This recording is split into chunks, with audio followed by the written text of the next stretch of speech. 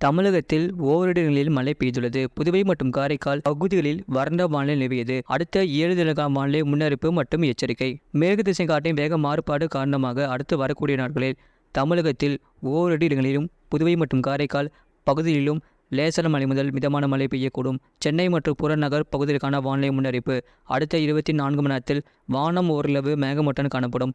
நகரின் ஒரு சில பகுதிகளில் லேசான மழை பெய்யக்கூடும். அதிகபட்ச வெப்பநிலை 37 டிகிரி செல்சியஸ் ஒட்டியும் குறைந்தபட்ச வெப்பநிலை 28 டிகிரி செல்சியஸ் ஒட்டியும் இருக்கக்கூடும். மீனலுக்கான எச்சரிக்கை. தமிழக கடலோர பகுதிகளில் 6ஆம் தேதி வரை மன்னார் வளைகுடா மற்றும் அதனை ஒட்டிய தென் தமிழக கடலோர பகுதிகளில் சூறாவளி காற்று மணிக்கு 35 முதல் 45 கிலோமீட்டர் வேகத்திலும் இடையிடையே 55 கிலோமீட்டர் வேகத்திலும் வீசக்கூடும். வங்கக்கடல் பகுதிகளில் 4ஆம் தேதி வரை மத்திய மேற்கு வங்கக்கடல் பகுதிகளில் சூறாவளி காற்று மணிக்கு 45 முதல் 55 கிலோமீட்டர் வேகத்திலும் இடையிடையே 65 கிலோமீட்டர் வேகத்திலும் வீசக்கூடும். அரபிக்கடல் பகுதிகளில் 6ஆம் தேதி வரை மத்திய அரபிக்கடல் பகுதிகளில் சூறாவளி காற்று மணிக்கு 45 முதல் 55 கிலோமீட்டர் வேகத்திலும் இடையிடையே 65 கிலோமீட்டர் வேகத்திலும் வீசக்கூடும்.